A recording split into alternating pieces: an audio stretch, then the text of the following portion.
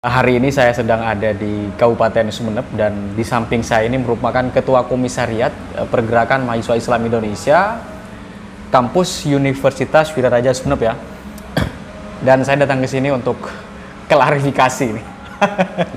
Tapi bukan klarifikasi ya. Iya. Tapi kemarin Unija, teman-teman Komisariat Unija sempat aksi demonstrasi. Aksi demonstrasi. Jadi aksi itu dilatar belakangi oleh apa dan kayaknya memberikan rapor merah kepada Bupati Sumeneb begitu ya. Ada 4 poin kalau nggak salah itu kemarin. Jadi memang sahabat-sahabat PMI Komisariat Universitas Wiraraja sudah lama mengkaji persoalan bagaimana kinerja Bupati dan Wakil Bupati Kabupaten Sumeneb, Kak. Dan ini juga bertepatan dengan momentum hari jadi Kabupaten Sumeneb yang ke-752 di mana teman-teman untuk bagaimana mempersoalkan kinerja Bupati dan Wakil Bupati Ahmad Fauzi dan Nyi Eva ini kemudian turun jalan aksi Sudah lama digaji maksudnya ya? Jadi ini kurang lebih berminggu-minggu kita gaji melalui Komisariat PMI Universitas Wiraraja bersama 7 rayon yang ada di naungan komisariat. Jadi 7 rayon itu melingkupi fakultas yang berbeda-beda. Artinya kita berdasarkan kajian teoritis yang kemudian kita kolaborasikan dari beberapa ilmu disiplin yang ada. Artinya tidak sembarangan ya? Tidak sembarangan ya. Iya. Jadi dari kajian yang dilakukan teman-teman PMI, apa yang anggaplah kalau mau disebut rapor merah kepada Bupati Fauzi sama Nyi Eva ini? Jadi dari beberapa polemik yang ada beberapa persoalan yang begitu menarik buat kita dan ini juga menjadi persoalan penting bagi masyarakat khususnya Kabupaten Sumeneb. Yang pertama, kita mengangkat persoalan isu kemiskinan dan pengangguran. Kemiskinan dan pengangguran? Kemiskinan dan pengangguran. Data yang diperoleh teman-teman, kajian teman-teman bagaimana pada masa kepemimpinan Fauzi? Jadi kemiskinan yang ada di Kabupaten Sumeneb per tahun 2020 mencapai 223.000 jiwa. 223.000 jiwa? Ya. Artinya ini menjadi pertanyaan besar bagi khususnya mahasiswa, bagi masyarakat juga. Karena di tahun 2019 ini hanya terjadi sekitaran angka 211. Ada peningkatan di sana. Selain itu juga berbicara persoalan pengangguran, di persoalan pengangguran angka yang terjadi di per tahun 2020 mencapai 18.952 per tahun 2020 Kak. Di tahun 2019 ini mencapai 14.000. Intinya ada kenaikan ya? Intinya ada kenaikan, ada peningkatan dari tahun sebelumnya sekitar 4 ribuan. Oke. Kalau misal Pemkab beralasan ini kan 2020 COVID. Jadi semua perekonomian kolaps, kemudian banyak pekerja di PHK, kemudian juga kemiskinan tentu juga bertambah efek COVID misalnya, Pemkab menjawab seperti itu. Jadi apa teman-teman Unija tidak sempat mengkaji bahwa memang ini dampak pandemi ya, dampak global gitu kan dari virus corona gitu. Kalau kita berbicara persoalan kemiskinan dan pengangguran, ini tidak kemudian hanya satu faktor COVID-19 ini dijadikan penyebab hal itu. Karena kita ketahui bersama bahwasanya isu kemiskinan dan pengangguran ini semenjak sebelum COVID. Iya. Jadi memang isu pengangguran dan kemiskinan ini semenjak sebelum COVID memang sudah rentan di Kabupaten Sumeneb. Ini juga berkaitan dengan kinerja Bupati dan Wakil Bupati, bahwasanya sampai berapa periode bergantinya Bupati ini tidak mampu mengentaskan persoalan kemiskinan dan pengangguran di Kabupaten Sumeneb. Berarti Bupati Busro juga begitu sebelumnya? Ya. Dengan wakilnya yang Fauzi itu. Ya. Dan sekarang dipegang Bupati Fauzi juga sama? Sama. Nggak selesai-selesai? Nggak selesai-selesai. Juga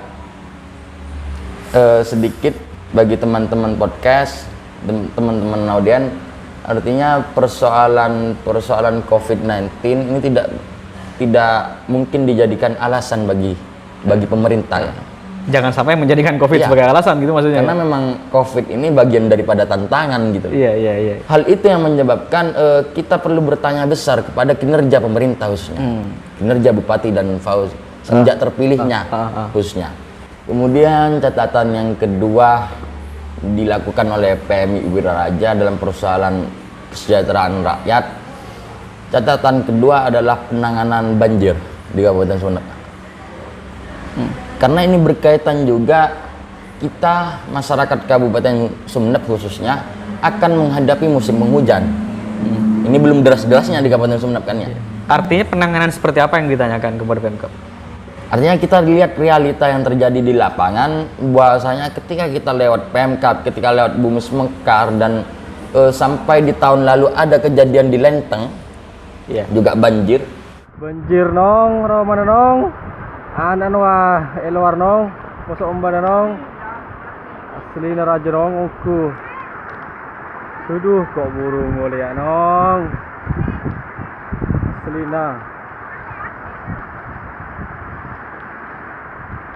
banjir, tercembuh banjir.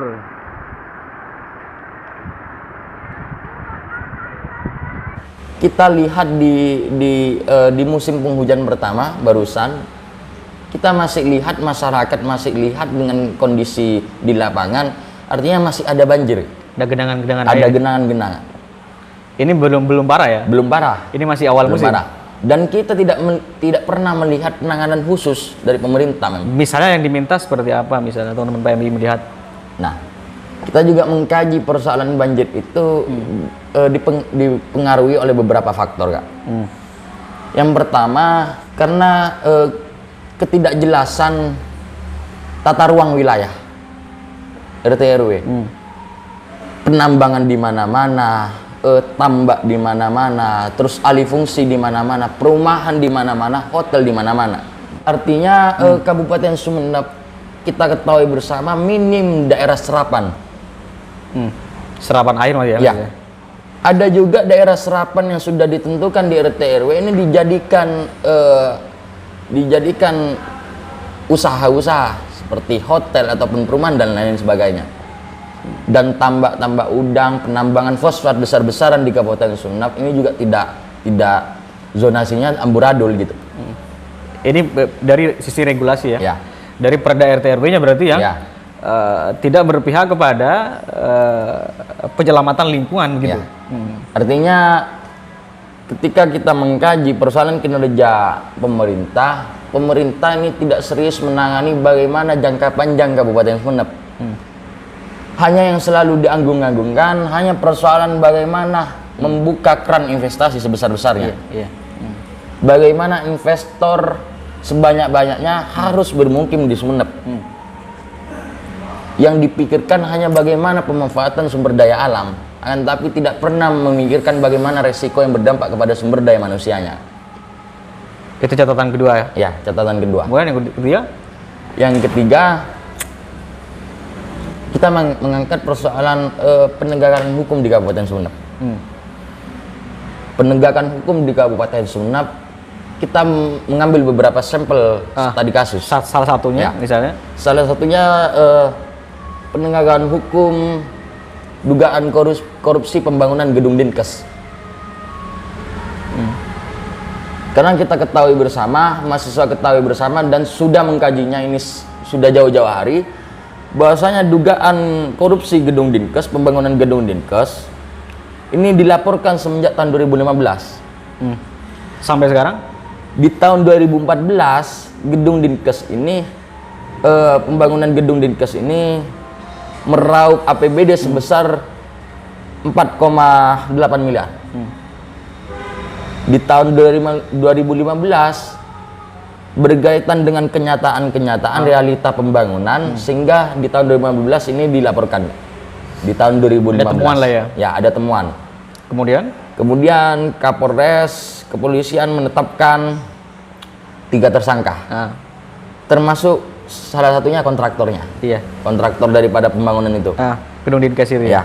Tapi sampai per detik ini, sampai per tahun 2021 kejelasan mengenai proses hukumnya ini artinya tidak jelas di mata publik, Kak. Jadi apakah tersangka sudah dilimpahkan ke pengadilan, apakah sudah dijatuhi dakwaan atau sudah divonis Persoalan gitu ya? mau dijatuhi dakwaan ini tidak mungkin karena memang dari pertama dari awal persoalan pemberkasan saja ini bolak-balik ya. Dari kepolisian Ke kejaksaan.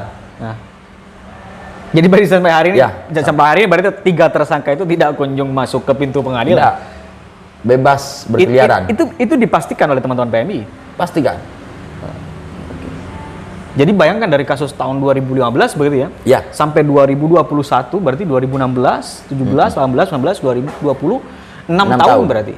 Dan perlu dipastikan bolak-balik berkas dari kepolisian dan kejaksaan ke kejaksaan ini hanya sekitar 3 kali 4 kali. Artinya selama 6 tahun kita lihat bersama bolak-balik berkas, kalau kemudian mau menegakkan supremasi hukum, bolak-balik berkas ini hanya sekitar 3 kali 4 kali. Karena yang saya ketahui terakhir itu sekitar 3 kali ya. Iya. Cuma ada yang beberapa mahasiswa yang kemudian juga mengawal isu tersebut, mengawal kasus tersebut. Ini kalau tidak salah 4 kali ya. Dan di situ yang berperan penting bupati. Ya. Jadi ya pemerintah bupati secara garis instruksi kan, bukan garis koordinasi nih ya. Kalau memang kemudian penegakan hukum di Kabupaten Sumeneb ini harus ditegaskan, maka bupati juga berkaitan dengan bagaimana Kabupaten Sumeneb ini ya sejahtera sesuai dengan visi misi gitu, sesuai dengan janji-janji politiknya. Jadi kalau bupati tegas, Ya, kasus ini selesai. kasus ini selesai. Tegas dalam arti dalam banyak hal begitu ya. Ya, banyak hal. Komunikasinya tegas. Komunikasinya tegas. Karena Koordinasinya juga, ya, tegas gitu ya. bisa ditegaskan sampai beberapa pergantian Kapolres gak kunjung padam kasus ini ya. Enggak ujung selesai. Ya, gak kunjung selesai. Berapa kali Pak Kapolresnya ganti? Kalau perusahaan itu saya kurang paham betul ya. Namun yang pasti sudah Yang berganti pasti, Kapolres, ya. berganti Kasat Reskrim ya. Tentunya ya. Dan sampai hari ini belum selesai. Garis besar yang kita kawal bersama, persoalan kemiskinan dan pengangguran yang kita jadikan faktor, tapi gak satu-satunya ya, gak satu-satunya. Akan tapi ini sangat layak dibicarakan publik karena pemerintah daerah, terutama bupati dan wakil bupati sejak beberapa tahun yang lalu ini membuka investasi sebesar-besarnya. Sampai hari ini pun investor asing banyak yang bermukim di Kabupaten Sumeneb. Banyak yang kemudian mengeksplorasi atau mengeksploitasi alam, sumber daya alam Kabupaten Sumeneb. Kalau misal saya dengar pemerintah kalau membuka keran investasi besar-besaran, jadi argumentasi yang dipakai itu adalah ini untuk kemajuan masyarakat bersama katanya. Jadi kalau masyarakatnya maju, banyak investasi, nanti akan membuka lowongan kerja. Kalau ada pembangunan hotel nanti juga akan menambah lowongan kerja dan seterusnya. Itu argumentasi yang umum loh, Ya. dipakai oleh pemerintah manapun. Dan mungkin Sumeneb juga memakai argumentasi itu. Jadi Wajarlah ya. teman-teman melihat bahwa investasi itu sebagai kemajuan pembangunan daerah. Jadi wacana itu Ya. dipandang oleh teman-teman PMI bagaimana? Menurut saya itu tidak pas ya. Omong kosong berarti. Omong kosong, bullshit itu. Iya. Karena dibuktikan dengan angka kemiskinan yang setiap tahunnya meningkat dan dibuktikannya dengan angka pengangguran yang setiap tahunnya meningkat. Bahkan per tahun 2019 meningkatnya ke tahun 2020 sekitar 4.000 angka pengangguran. Kalau kemudian wacana yang dibangun oleh pemerintah Kabupaten Sumeneb, persoalan membuka keran investasi sebesar-besarnya, persoalan mengagung-agungkan investasi ini akan membuka lapangan pekerjaan, persoalan investasi ini akan menguntungkan persoalan pembangunan ekonomi kerakyatan, ini bullshit. Tidak ada bukti. Tidak ada bukti Kak, karena dibuktikan dengan Data. survei iya, survei BPS ya. BPS itu angka kemiskinan dan angka pengangguran bukan berarti menurun Kak, akan tapi meningkat Kak. Berarti kan logikanya begini, kalau kemudian ada pembangunan tidak di sisi lain berimplikasi penting pada menekannya pengangguran dan menekan angka kemiskinan, berarti pembangunannya untuk segelintir orang berarti. Ya. Dan itu yang ditemukan oleh teman-teman PMI. Kalau kita menjustis ya untuk segelintir orang kita nggak bisa menjustis, cuma dugaan-dugaan lah. Artinya pembangunan yang semakin dibuka lebar ini Justru menimbulkan ketimpangan. Ketimpangan nggak? Karena apa ya, logika korporasi, logika oligarki itu kan yang diuntungkan hanya ya penguasa dan kaum pemodal gitu loh. Jadi teman-teman kalau boleh saya tanya, jadi PMI Unija ini bisa menyebut siapa ini orang-orangnya? Nggak bisa, nggak? Kalau memastikan nggak bisa. Tidak bisa by name by address ya? Nggak bisa. Tetapi PMI mungkin di balik layar tahu ya ini orang-orangnya. Ya. Cuman belum bisa dijelaskan di sini. Gitu. Cuma karena memang fakta-fakta yang terjadi di lapangan, kita berasumsi bahwasanya investor asing investasi ini hanya meraup sumber daya alam manusia, sumber daya alam di Kabupaten Sumeneb. Hanya memanfaatkan sumber daya alam di Kabupaten Sumeneb. Tapi mereka ya logika usaha gini ya. Nggak mungkin mereka memikirkan bagaimana konsekuensinya terhadap alam. Yang penting mereka meraup keuntungan besar, ya sudah. Ya, kebanyakan jalan pengusaha begitu ya. Ya, kalau kemudian memikirkan konsekuensinya, harus memikirkan analisis dampak lingkungannya, ya mereka keuntungannya kecil ya. Iya. Dan berarti pada akhirnya memang ketika pengusaha tidak memikirkan kesejahteraan masyarakat yang ada di wilayah itu, ya ketimpangan itu ya yang menjadi efek dari semuanya. Ya.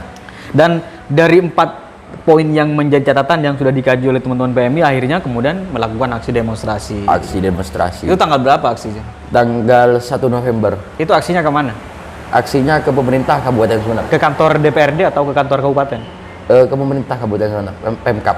Ke kantor Pemkab langsung? Ya. Siapa yang menemui waktu itu?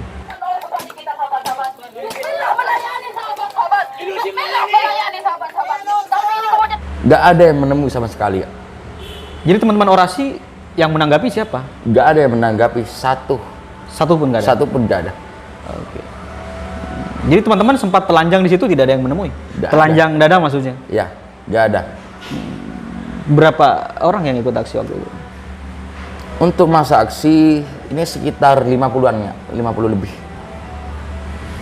Dan kemarin sempat viral aksinya memblokade jalan dan sempat duduk-duduk itu telanjang, mungkin itu aksi teatrikal ya, aksi teatrikal teman-teman di jalan untuk menyampaikan aspirasi. Kemudian ada ambulan mau lewat, gitu. Saya lihat di videonya itu sempat ada percekcokan antara petugas si ambulan dengan teman-teman yang aksi.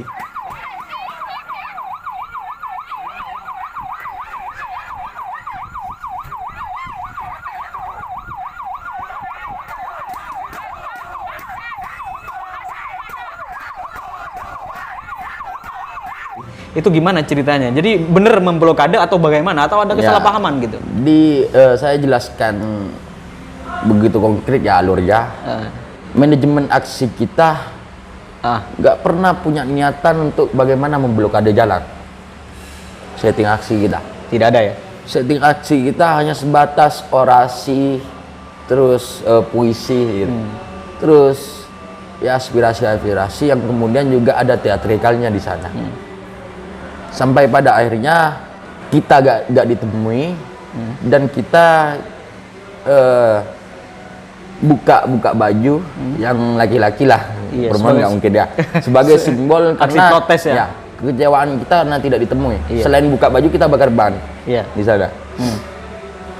Yang kedua memang kita begitu kaget ketika sampai ke pemerintah Kabupaten Sumeneb, ke Pemkab khususnya itu ya, kita dihadapi oleh jeruji besi yang begitu sangat panjang sehingga gak ada ruang buat kita untuk aksi di depan Pemkab. Oke, jeruji besi yang dimaksud pihak keamanan membawa pihak alat pengaman. Ya. Jadi sehingga tidak bisa masuk.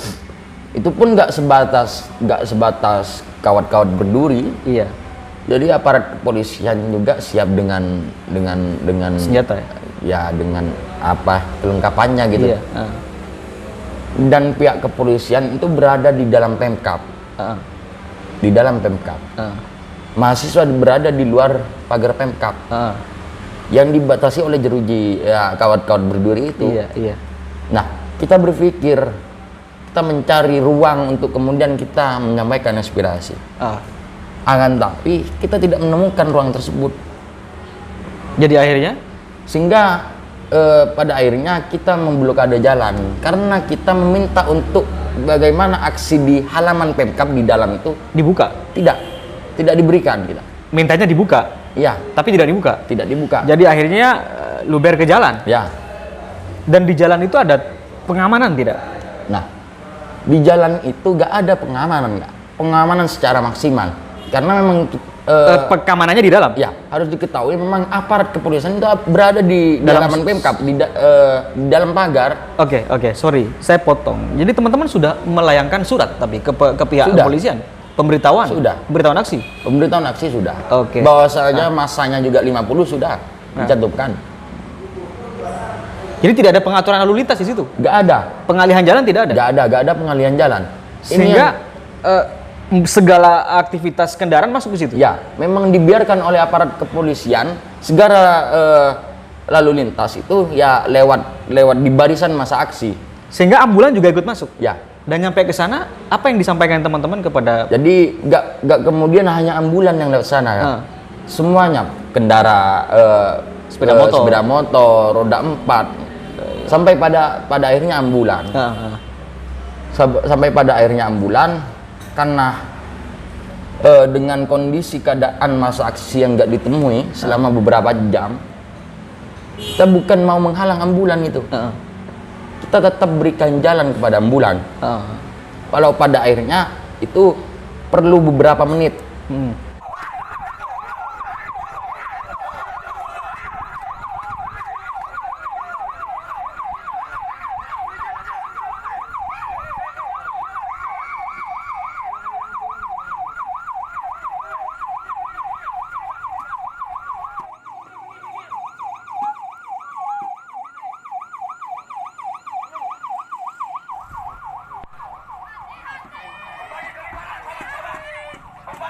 Tapi nggak sampai sekitar 5 menit Kak, Iya. hanya 1 menit. Tapi yang perlu ditegaskan, ya nggak sampai 2 menit tuh. Tapi yang perlu ditegaskan bukan karena niatan kita gitu. Jadi tidak ada niatan memblokade Nggak ada. sama sekali, nggak ada. Karena memang faktor kita tidak diberikan ruang untuk bagaimana menyampaikan aspirasi di dalam Pemkab. Kita bayangkan Kak, halaman Pemkab pemerintah Kabupaten Sumeneb itu begitu luasnya. Kalau memang kemudian alasan ya aparat kepolisian takut merusak ketertiban, merusak fasilitas umum, di luar Pemkab itu termasuk fasilitas umum Kak. Tapi yang perlu saya perjelas, mahasiswa khususnya PMI tidak kemudian kita berniatan untuk merusak fasilitas umum. Iya. Kita bukan preman Pak. Iya. Kita gak perlu dihadang kawat berduri yang begitu panjang, pagar kawat itu nggak perlu dihadang dengan aparat kepolisian yang begitu lengkap dengan segala kelengkapannya gitu. Nggak perlu, kita itu tidak diberikan ruang untuk menyampaikan aspirasi di dalam Pemkab gitu.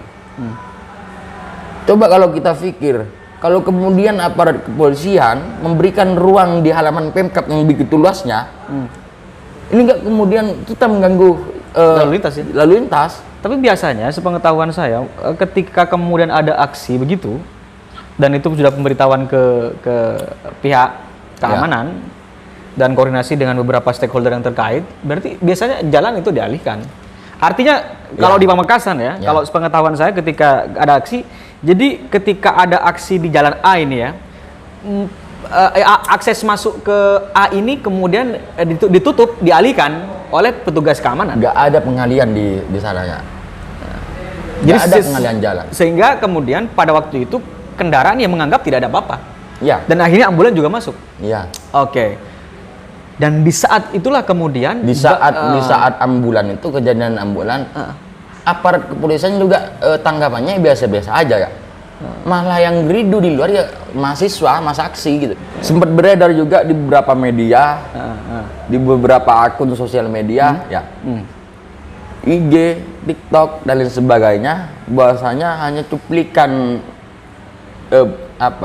sekian menit video. Iya. Dan di video itu kita lihat bersama nggak ada aparat kepolisian mengamankan itu. Iya. Jadi ceritanya kan petugas ambulan turun nih. Ya. Jadi apa yang dibincangkan? Kayaknya teman-teman di jalan itu nggak langsung bubar.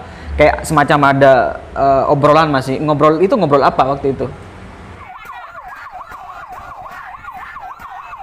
Ya sebenarnya kita dalam persoalan ngobrol itu sebenarnya mau mengkondisikan masa aksi Kak, untuk kemudian ini minggir, memberikan ruang. Iya. Sehingga perlu ditegaskan di video-video yang viral, ambulan itu tidak putar balik. Ambulan itu tidak putar balik. Ambulan itu diberikan jalan oleh masa aksi. Nah, berapa menit ya? Tidak sampai setengah jam ya? Enggak Kak, 1 menit nggak sampai. Iya. 1 menit. Iya. 1 menit itu Kak. Jadi artinya di video itu kan tidak di syuting lengkap bahwa setelah itu masa aksi berdiri dan berminggir ya? Enggak. Jadi yang viral itu cuman ada ambulan, ada teman-teman aksi, Ya. kesannya nggak dikasih lewat ya?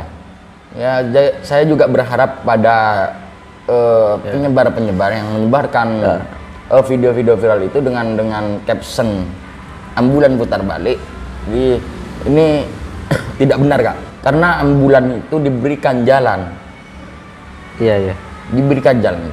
Jadi sempat obrolannya apa? Isinya apa gitu obrolannya waktu itu ketika sempat ngobrol? Jadi Ya, apakah petugas ambulan sempat marah-marah juga kepada teman-teman mahasiswa? mana-mana. Karena mungkin mereka nggak tahu kondisi Iya. kalau kita menggelar aksi. Iya, Karena iya. memang nggak ada pengamanan lalu lintas di sana Kak. Iya betul. Nggak ada, sehingga kita mencoba berkomunikasi baik. Iya. Berkomunikasi baik, bukan dalam rangka ambulan ini suruh putar balik, enggak. Tapi menjelaskan ada aksi ya? Iya. Sehingga kita memerlukan waktu untuk mengkondisikan masa aksi agar kemudian minggir. Tapi ini sekitar 1 menit Kak. Dan hari ini bagaimana kondisi di Sumeneb ketika kemudian video itu menyebar? Apa banyak masyarakat yang menyalahkan teman-teman yang aksi? Ya tentunya hemat pengetahuan saya, hemat analisa saya, di publik itu terkesan yang bersalah adalah masa aksi, yang bersalah adalah mahasiswa yang menggelar aksi tersebut. Padahal ya semuanya tidak dijelaskan bahwasanya ini karena beberapa faktor, terutama tidak ada pengamanan lalu lintas Kak. Karena yang pertama itu, yang kedua memang aparat kepolisian terkesan tidak serius dalam persoalan bagaimana mengamankan aksi. Padahal sudah jelas diaturkan ya di undang-undang bahwasanya menyampaikan pendapat itu kita bebas gitu. Artinya kita diberikan hak untuk bagaimana menyampaikan pendapat, sehingga prosedurnya ketika aksi kita harus mengirimkan surat pemberitahuan aksi kepada Kapolres, sehingga di sana pihak kepolisian pada saat pelaksanaan aksi seharusnya memberikan pengamanan, termasuk pengamanan lalu lintas di sana. Iya. Sehingga mungkin dari tidak terkoordinirnya gitu ya lalu lintas, jadi akhirnya terjadilah insiden itu ya. Betul Kak.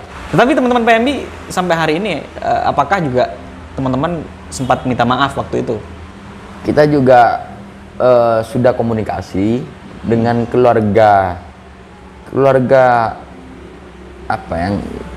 yang dari ambulan itu. Iya. Dan kebetulan salah satu keluarga yang kita juga kenal Kak. Iya. Dan kita juga sudah komunikasi, kita juga minta maaf karena memang kondisi masa aksi begitu, karena kondisi lalu lintas yang tidak diamankan oleh pihak kepolisian, tidak ada pengalihan jalan, kita juga minta maaf. Jadi artinya kita sudah saling meminta maaf Kak. Minta maaf dalam arti tadi secara etis ya, secara etis teman-teman PMI minta maaf begitu ya. Ketika sudah aksi di hari itu kita sudah membawa keluarga, sudah saling komunikasi. Jadi kalau ditanya apa yang seharusnya pemerintah lakukan gitu ya, artinya demo sudah nggak ditemui nih. Sesuai dengan komitmen kita bahwasanya kita menggelar aksi bukan kemudian kita mencari eksistensi Kak. Iya.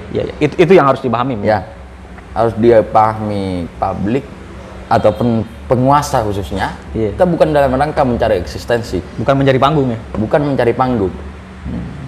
Kita dalam rangka benar-benar mengawal isu Iya. yang kemudian ini menjabarkan kesejahteraan rakyat di sana. Artinya kita bukan sembarang turun jalan. Kita juga jauh-jauh hari kita juga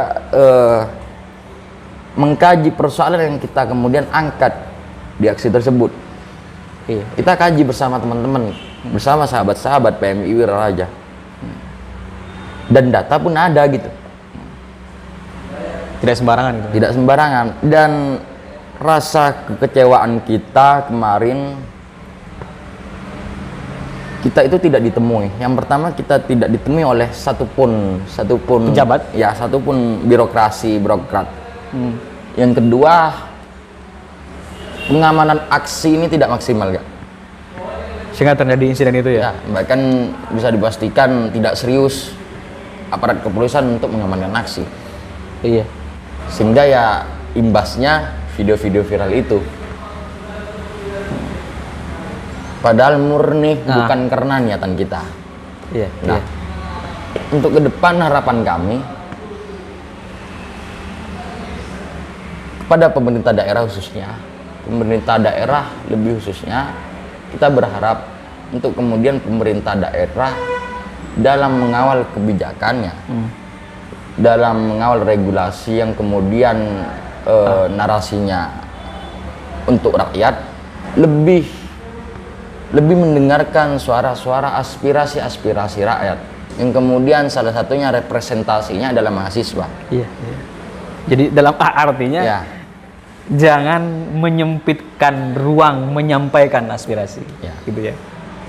artinya mahasiswa atau kaum-kaum yang kemudian menyampaikan aspirasi, menurut saya ini bagian daripada stakeholder Demokrasi. bernegara, Iya. bernegara demokrasi.